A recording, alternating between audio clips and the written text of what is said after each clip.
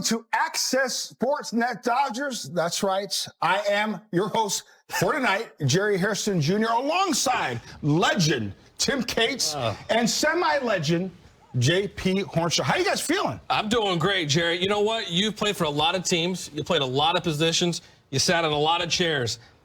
This is awesome to see you in that chair. Well, let's not get crazy.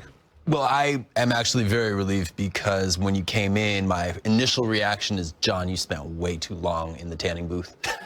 And then you turned around and I was like, oh, Jerry's hosting. This is great. This is much better. It's not the tanning booth. It's, you know, playing some golf out there in that sun. But I digress. Yes, it is a little different. But you know what? We're going to go to the full screen because we got a lot to get to. Here's the full screen. On Thursday, the Cactus League opener. Yes, that's important. And also, we are looking at March 18th and 19th. That is right. The Major League Baseball season starts with your defending champion Dodgers against the Cubbies. That should be a great series. Then back to March 23rd, the 25th, we have the Freeway Series, which is always fun, guys. Yeah. Dodgers, Angels, some of a little rivalry. March 27th, that's when the home opener begins. And word is out, the rings will be handed out that time. Here's Dave Roberts with some sound. Where we're at right now today, the pitchers are in a good place. The buildup is going as we had hoped. And so not sure how who's gonna start the first couple games or when Yoshi's gonna go. But yeah, facing hitters, building up to 2 innings, 3 innings, and that progression, I think that to each guy is where we need to be. I know every time this year you talk about the pep in your step, but considering what you accomplished last season and the off season, how does that feel different, look different for you now? I think it looks different because guys are still hungry. I don't think there's anxiousness to sort of prove something. I think guys are looking at what we have with our ball club as an opportunity to do something really special. You know, our focus is to get better each day, to win a championship, to go back to back, and but still appreciate each day we're getting better. It is different than last year.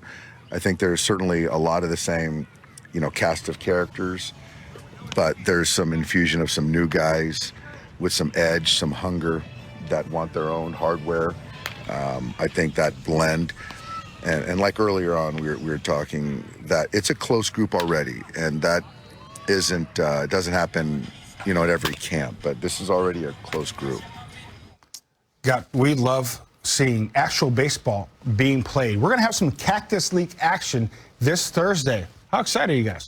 I'm looking forward to it, and I think finally we'll be able to put 2024 behind us in the championship. And certainly the ring ceremony will be great on opening day at Dodger Stadium. But so many additions to this roster, so many additions to the rotation, and Blake Snell and Sasaki, and then you get the bullpen additions. You got some turnover in the position players. I'm excited to see guys come back healthy in 2025 and how they're going to look in helping out this Dodgers team. There's a lot of new optimism in 2025 for this Dodgers team. Yeah, we'd been hearing about Roki Sasaki for how long before he actually became a Dodger? I can't wait to see this guy pitch. We had been hearing a little bit less about Hae-Sung Kim before he became a Dodger. That was kind of an unexpected signing, but you talk about the newcomers, Tim. For me, it starts with those two guys, seeing what they look like in a Dodger uniform, seeing how long it takes them to acclimate to North America, to the thin air of Arizona. How's that going to play out? What do those guys look like? And hey, I can actually read the names on the back of the uniforms this year. I'm stoked about that too. I'm excited to see the newcomers. You know, obviously Blake Snell, he is a veteran guy, but now he's got some pressure on him. He will be the ace of the staff, and also the young guys that they're looking to make their mark in spring training. Think about how many guys on this Dodgers roster are coming back from injuries, guys that are coming back to prove what they're going to be able to do at the major league level and try to make this roster, whether it's starting pitching and Dustin May and Tony Gonsolin to position players like James Outman and Andy Pages. There's a lot of guys fighting for positions, and competition, as Pete Carroll always said, is a good thing on a team. Absolutely, that is a great point. Now, with more on the buildup to Cactus play, let's hear from manager Dave Roberts. He was earlier at Camelback Ranch. That's the tricky part. I think that the first two that come to mind are James Outman and Andy Pages, who on any other major league roster, they would have a job. They would, be certain to get 400, 500 plate appearances. Kike Hernandez is a guy that certainly we value. But yeah, the opportunities with us, it has to be sacrifice. And for me, my job is to make sure our guys stay on board with being ready when called upon, knowing that the most important thing is us winning baseball games. And guys will get an opportunity because at some point in time, meritocracy, merit matters. But when you have a roster that's arguably the most talented roster in history, 1 through 40, playing time is hard. And all guys want to play, should want to play. But it takes some buy-in to their teammates in the organization. And I do believe that, Kike is a prime example of not being the guy during the season, but on the biggest of stages, he was counted on and performed. So you just never know how things are going to play out, but focus on getting better each day. Guys, we heard from manager Dave Roberts talk about the young kids. One of the young kids is Andy Pages. He had a huge effect and impact on last year's team. What's his role going to be on this year's team? It's going to be something we're going to find out here the next couple of weeks where he fits in, if it's at the major league level or in AAA Oklahoma City. Burst onto the scene last year, maybe a year earlier than they had thought they'd have him, but because of injuries, they bring him up. Andy Pages just turned 24 this past offseason, December. He is still a young pup. He's still figuring it out. He didn't get a full season in the major leagues a year ago. I think some seasoning in AAA, a full spring, knowing that he's got a shot at least to be a part of this team at some point in 2025 will be a boost for Andy Pages. Yeah, I really liked what I saw from the bat last year from Pages, especially given his age. Another year of maturation can't hurt. There's really no room for him on this opening day 26-man roster as this is currently constructed, but an injury could change that. We could see him at some point later on this season. And what I really want to see Andy Pages do is be a good center fielder, because I feel like he was kind of forced in there at times last year.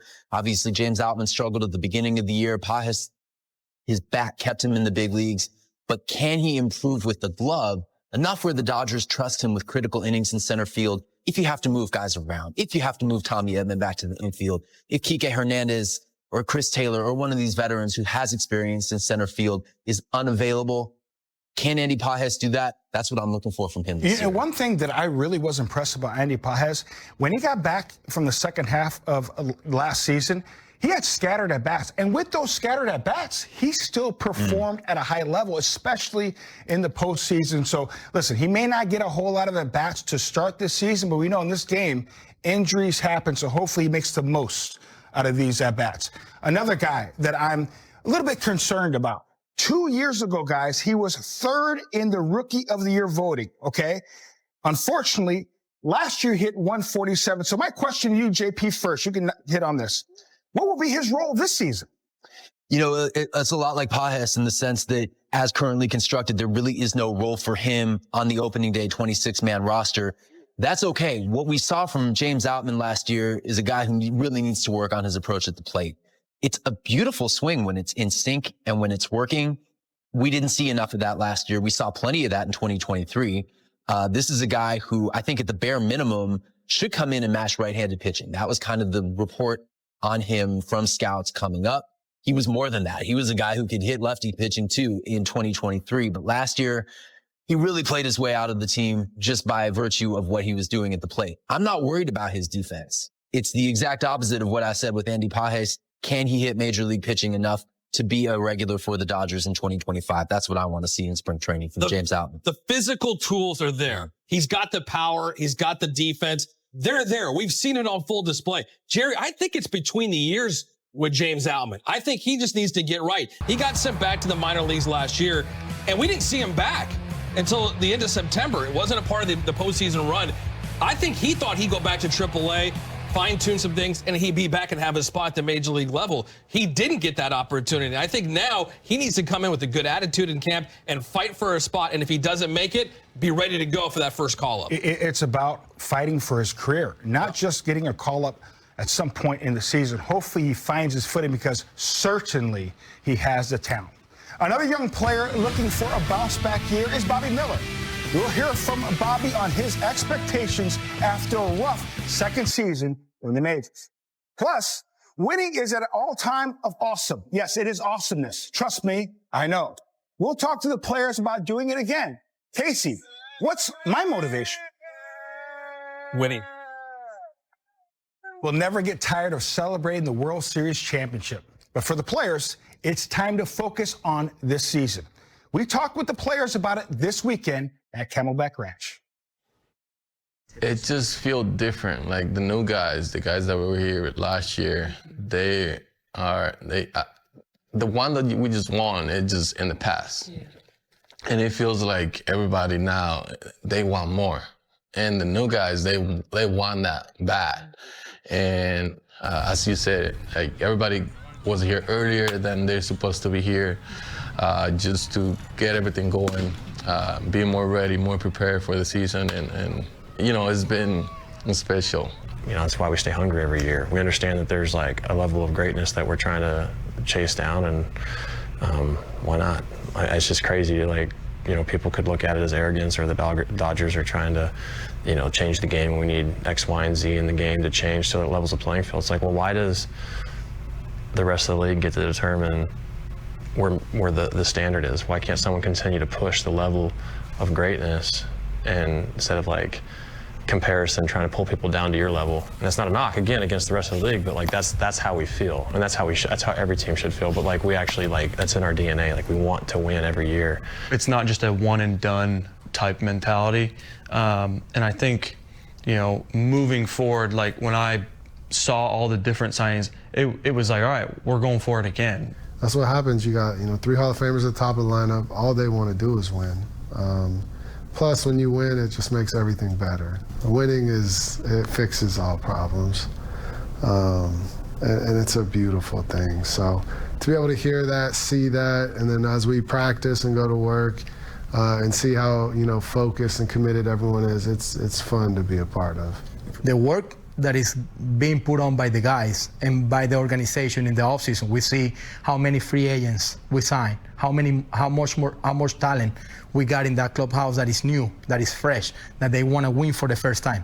You guys got a guy like Blake Snell that came to this organization because he wants to taste winning on a sustainable, you know, range. So I feel like that's what kind of make me believe we're still hungry, and the mentality is to win another championship. Guys, baseball hasn't seen a repeat champion since the Yankees of the 98 to 2000. That's got to be motivation right there, right? It is, but I think individually there's a lot of motivation for guys financially, guys who've already won, maybe to add one more and add to some of the numbers on the back of their baseball cards and their baseball reference page. For some guys, it's financially just to get another contract because they're going into the final year of their deal. Guys want to come back off of injuries and contribute to this team like a Tony Gonsolin does to me. So I think there's a lot of motivation individually. Dave Roberts, when he addressed the team over the weekend, sort of talked about that. Individually, take care of business. Whatever you're supposed to do that day, you focus on your job, and then collectively, between the 9 innings that we played that night, we'll go out there as a team and win. So I think individually, there's a lot of motivation for these guys. I like what Miguel Rojas said right there, which is that if any individual is still satisfied with having won a championship last year, there are plenty of newcomers who were not part of last year's team who will be around to remind them, whether that's a Blake Snell, a Ha-Seong Kim, any of these newcomers who came in and want what the Dodgers had last October. There's going to be plenty of reminders. Dave Roberts also said something last year that stuck with me, which is that for a lot of teams coming in to play the Dodgers, that's their World Series. Absolutely. Right there. And if the motivation isn't in the Dodgers clubhouse to remind them of the importance of every single game, it's going to be in the other clubhouse because they're going to gear up to play the Dodgers as if it's the final out of the World Series every game. That's a good point. Now you're the hunted instead of the team that's trying to hunt the other championship team from the year before. So in that role, JP, these guys need to adapt to that. You have to have some dogs out there and guys that know how to go out and compete every night and be the team that's being hunted. You know what? One guy that is motivated, Bobby Miller. Obviously, Bobby Miller didn't have the season he would have liked, but he is motivated. He spoke with our Kirsten in Camelback. There's a lot of talk of all the moves this offseason. That does, of course, mean competition for the rotation, just to be on the roster, things like that. What is your approach with that, and how are you managing, one, being a guy who's open to any and all opportunities, but also fighting for that starter role?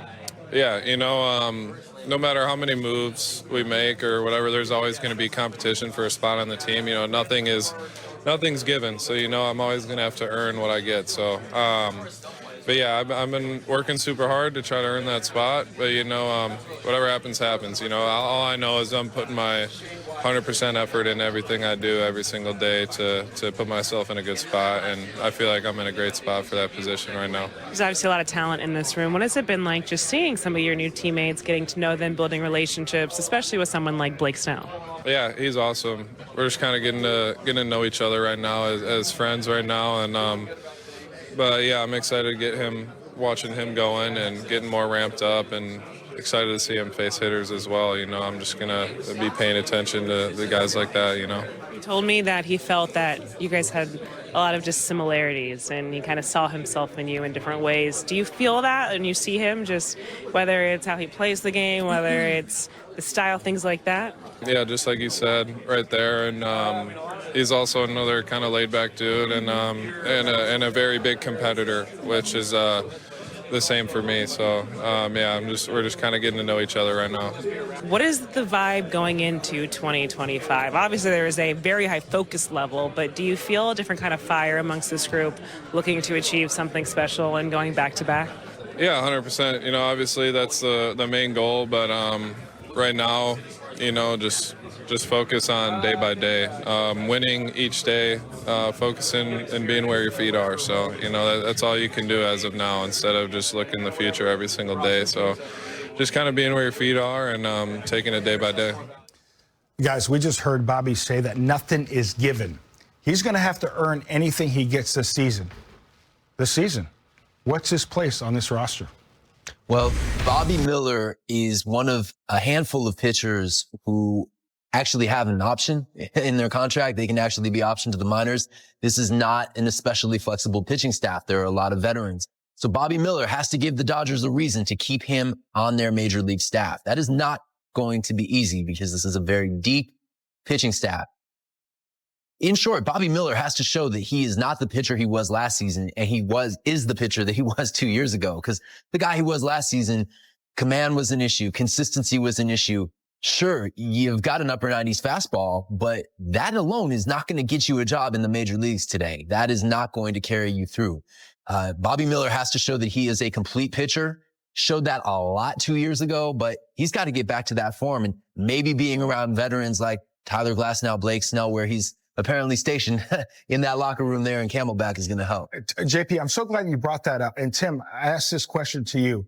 The impact that Blake Snell and Tyler Glasnow to kind of take Bobby Miller under their wing, can that benefit him? Absolutely. And I think it's huge because I don't believe he had a mentor, a guy he can go to in between starts and say, what did I do wrong? What have you done in the past as a veteran pitcher? Now that he's got Snell and Glasnow there to help him and navigate through a season, the ups and downs. He had a great 2023, 22 starts, 11 wins. He caught baseball on fire and rode that momentum and that high through that season. Comes back in 24. We know the ERA with the struggles he had in AAA as well. Now that he's got some guys to kind of guide him and navigate through the ups and downs of spring training, I think we're going to see Bobby Miller be a big-time contributor in 25. I'll tell you what, I think we all were not worried about Bobby Miller, but we want to see him succeed. Ahead on Access, we'll discuss the bullpen. Is Alex Vesia the most important piece coming out of the bullpen this season?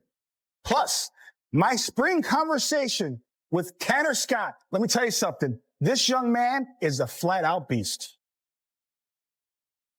大谷翔平とドジャース、2025年に向けた新たな挑戦。歴史的な 5-0 クラブの達成。史上初の3度目の満票 MVP。そしてワールドシリーズ制覇。大谷翔平の2024年は、まさに夢のようなシーズンだった。しかし、彼とドジャースの旅はまだ終わっていない。むしろ、ここからが本当の戦いの始まりだ。スプリングトレーニングでは、大谷がバッティング練習を再開し、復帰に向けて順調な歩みを見せている。肩の違和感はまだあるものの、ほぼ思い描いた状態に近づいている。と語る彼の表情には、自信と決意が感じられた。ドジャースの一員として、また新たなシーズンに挑む大谷の姿を見るのが今から楽しみでならない。さらに、今シーズンからは佐々木朗まれという新たな才能が加わった。彼の初ブルペンには多くのメディアが集まり、その注目度の高さを証明した。初日は、思うように投げられなかった、としながらも、分厚い才能とメジャーへの適応力の高さを見せつけた佐々木。ドジャースのピッチングコーチ陣、そして大谷、山本といった日本人エースたちのサポートを受けながら、彼がどのように成長していくのか、期待が高まるばかりだ。そしてブレイク、スネルも新たにドジャースに加わり、ワールドシリーズ連覇を狙うチームにさらなる厚みをもたらす。私は殿堂入りを狙っている、と語るスネルの野心と、クレイトン、カーショーのそばで学びたいという姿勢は、まさに本気度マックス。彼がドジャースのユニフォームを着てマウンドに立つ日が待ち遠しい。もちろん、昨年のワールドシリーズでチームを支えた貴兄、ヘルナンデスやブレイク、と来年も再びチームに合流し、2025年のドジャースはさらに盤石な体制に、彼らの経験と勝者のメンタリティが、チーム全体の士気をさらに高めてくれることは間違いない。去年の歓喜を、今年も、大谷翔平が語ったように、昨シーズンの成功はすでに過去のもの。次のシーズンに向けて準備をすることが大切だ。と、彼とドジャースの戦いは、まだまだ続く。2025年も、このチームがどんな奇跡を生み出すのか、目が離せない。そしてあなたも、この歴史的瞬間を一緒に目撃しませんか。ドジャースのシーズンを追いかけ、大谷翔平や佐々木朗まれ、スネル、そして全選手たちの活躍を見届けよう。このチャンネルをフォローして、最新情報をお見逃しなく。あなたのコメントも大歓迎。大谷翔平やドジャースに期待すること、見たい試合、そして応援メッセージをぜひコメント欄に残してください。2025年シーズン、さあ行こう。